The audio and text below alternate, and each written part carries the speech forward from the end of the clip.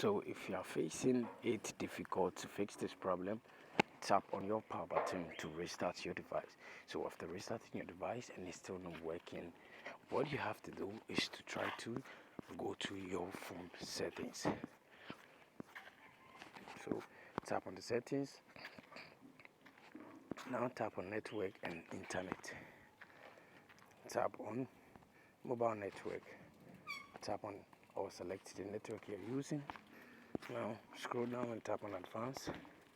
After that, what you have to do is to tap on preferred network type and select 4G, 3G, 2G or 2. After that, what you have to do is to go to Google Play Store and update the app. So after updating the app, what you have to do is to go to your phone menu again and try to search for the name of the app. So when you find the name, what you have to do is to just use your finger to tap on it for some while. So there is it. Tap on app info.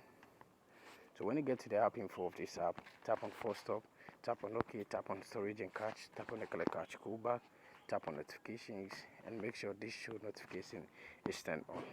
Go back and also tap on mobile data and Wi-Fi and make sure this background data is turned on. Go back and tap on permissions and make sure every permission is allowed over here.